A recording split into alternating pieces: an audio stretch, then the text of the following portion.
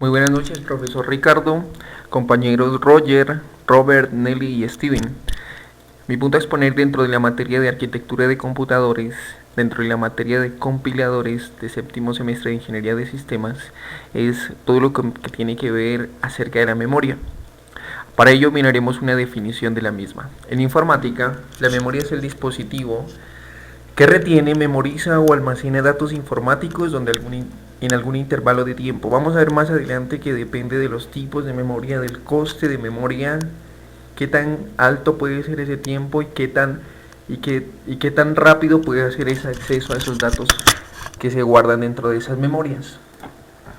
Para ello tendremos que obligadamente mirar la jerarquía de la memoria. La jerarquía de la memoria, vamos a ver tres puntos muy importantes, que es la rapidez, la capacidad y la economía. Si queremos una mayor rapidez, entonces el coste por bit subirá y obviamente el tiempo de acceso a los datos que se encuentran dentro de esa memoria disminuirá. La capacidad nos lleva a ver los dos puntos de vista. La primera es que si pedimos una mayor rapidez, obviamente tendremos un menor tiempo de acceso, obviamente un mayor coste por bit, y si a eso le añadimos una mayor capacidad, entonces la memoria costará más.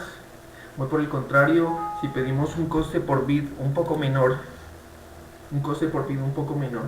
¿sí? Si pedimos una capacidad menor, entonces obviamente el coste por bit disminuirá. Y en ello vamos hasta la economía. Si buscamos una memoria económica, entonces tendrá las características de que el coste por bit especialmente disminuirá, pero también su capacidad aumentará, pero el tiempo de acceso a esa memoria también será mayor, es decir, se ralentizará el acceso. Adicionalmente podemos mirar dos cosas. La primera es que dos cosas muy importantes de lo que hemos tratado en todo este primer tiempo. En cuanto la memoria sea más pequeña, más rápida y tenga mayor capacidad de almacenamiento, obviamente será más cara. Hay una sentencia que nos dice que el hardware más pequeño se vuelve más costoso. Entonces, si nosotros hacemos combinaciones entre ello, alcanzaremos a tener un punto medio donde tengamos memorias de rápido acceso, de mediano acceso, de buen acceso, de buena capacidad, de buen tamaño y a un buen precio. La jerarquía se divide en los siguientes puntos. La primera va por los registros, después van por las memorias caché, que más adelante las explicaremos. Desde la N1, desde la caché N1 hasta la N asterisco, el número de cachés que existan entre la memoria RAM y la CPU.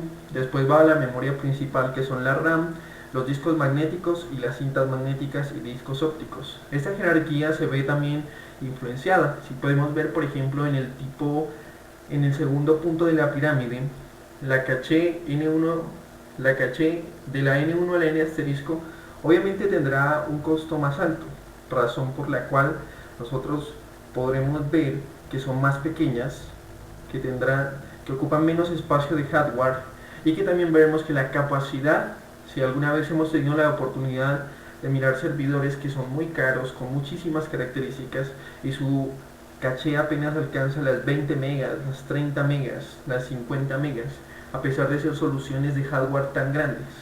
Entonces, en este punto disminuiría el tiempo de acceso, disminuiría la capacidad, pero subiría el tiempo de acceso. En la memoria principal, ya por el contrario, el coste por bit sería menor, ya que tendríamos más capacidad, pero también el tiempo de acceso se ralentizaría un poco más. Entonces, depende de si sube o si baja, cuánto costarán, y lo que hablábamos anteriormente. Tendremos que buscar un equilibrio entre rapidez, capacidad y economía que nos permita encontrar una excelente solución a un buen precio. Vamos a ver un ejemplo de la jerarquía. Aquí encontramos la CPU, la memoria caché y la RAM. ¿Qué es lo que hace la CPU? Envía una orden y obviamente los programas que vamos nosotros a verificar, los programas que vamos a cargar, están cargados en este espacio de memoria. En la caché, que es un poco más pequeña, fácilmente podemos tener una caché de 128 GB, podemos tener una memoria RAM de 128 GB y una caché de 50 megas. es muy factible en ese tipo de soluciones a gran escala. ¿Qué es lo que hace? Los procesadores de la CPU envían una petición, pero esa petición no llega directamente hasta la RAM. Por el contrario, va y busca en la memoria caché, que es de esa memoria caché, es de tipo no volátil, quiere decir que los datos se almacenan independientemente de si existe energía, si existe electricidad o no existe. Más adelante veremos que estas se clasifican dentro de un grupo que son las static RAM. Y la RAM normal que nosotros conocemos se caracteriza dentro de las Dynamic RAM. Entonces la CPU envía una petición y no la hace directamente a la memoria RAM de nuestro equipo, sino que va primero a la caché, revisa si ese dato está en la caché y en caso de encontrar el dato es devuelto nuevamente a la CPU. De lo contrario, si ese dato no es encontrado en caché, entonces sí accede nuevamente a la RAM. Va hasta la RAM y pide y explota la petición desde este punto. Cabría resaltar por qué no comprar entonces más memoria caché y menos RAM, si la caché es supremamente más rápida. Volviendo al punto anterior, tiene que ver muchísimo los costes. Las memorias caché son pequeñas y muy costosas.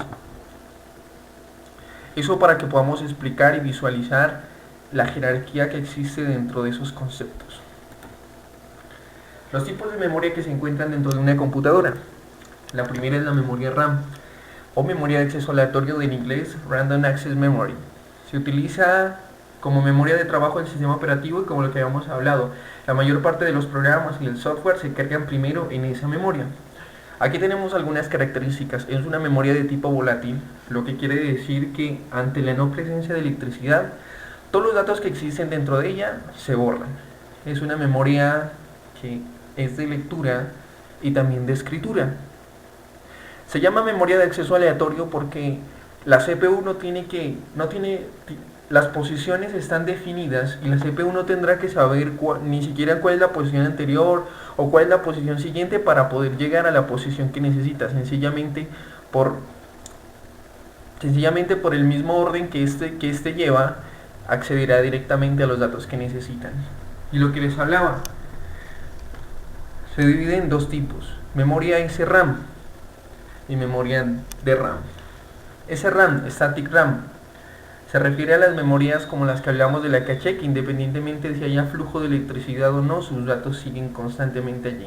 Y la memoria de RAM, Dynamic RAM, son las RAM que usualmente usted y yo tenemos en los computadores de nuestras casas, que al bajar la energía, que cuando no hay un flujo de electricidad, sencillamente pierde absolutamente todos los datos que tenía cargados y al volver a encender el ordenador, vuelve y los carga en memoria. Otro tipo de memoria es la memoria ROM. La memoria ROM, por sus siglas en inglés Read Only Memory, es un medio de almacenamiento utilizado en ordenadores y dispositivos electrónicos, que permite solo la lectura de la información, y a diferencia de lo que vimos anteriormente en la RAM, que se podía leer y escribir, esta únicamente se puede leer. Por lo general, aquí en estas dos características son programas que vienen de fábrica. Si nosotros quisiéramos saldría muy costoso que hiciéramos una. Cuando se producen a mayor escala, se puede mirar la economía dentro de ellos. De lo contrario, si quisiéramos hacer pocas memorias ROM, el proceso sería muy largo y también sería muy costoso. ¿Se graban cómo? Se graban mediante un diseño de un negativo fotográfico llamado máscara, el cual lleva las especificaciones internas que se le van a escribir a esta memoria. Memoria PROM, por sus siglas en inglés Programmable Read Only Memory, es una memoria digital donde el valor de cada bit depende de un estado, 0, 1, fusible o antifusible, y puede ser quemada una sola vez. Sus características, obviamente, entonces puede ser quemada una sola vez, ¿sí? Es escribible, es programable, y esa programación se puede efectuar por el usuario, de parte del usuario. La memoria EEPROM, de sus siglas en inglés Erasable Programmable Read Only Memory, es un tipo de memoria ROM no volátil. Ya vimos lo que era volátil y no volátil. Está formada por celdas FAMOS o transistores de puerta flotante, cada uno de los cuales viene de fábrica sin carga, por lo que son leídos como uno. Un dato curioso es que si usted y yo pudiéramos tenemos acceso a una EEPROM, podríamos leerla en su estado original y todas sus celdas estarían en FF, lo que quiere decir que en ese estado estará sin grabar. Esta memoria es borrable y programable. Su borrado se realiza mediante una luz ultravioleta en la ventana que ella tiene, y ese proceso de borrado dura más o menos de 15 a 30 minutos dependiendo del fabricante. Memoria EEPROM, de sus siglas en inglés, Electrical Erasable Programmable Read-Only Memory.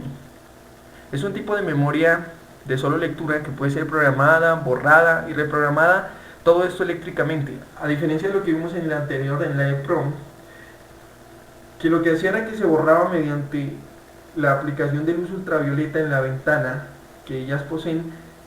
A diferencia de ello, esto se puede hacer ya de manera electrónica. Entonces las características, su programación, su borrado y su reprogramación se hacen de forma eléctrica. El borrado se hace con tensiones para liberar la carga eléctrica. ¿Qué quiere decir? Entonces se aplican tensiones y eso hace que se borre toda la carga eléctrica que ella tiene y queda totalmente en blanco. Una de las características interesantes es que no se necesita un borrado previo para realizar una programación, y otra es que se puede reescribir hasta 1000 veces aproximadamente. Bueno, esta es la presentación acerca de las memorias. Espero que hayamos podido interactuar un poco a pesar de que sea este medio. Muchos saludos a todos y muchas gracias.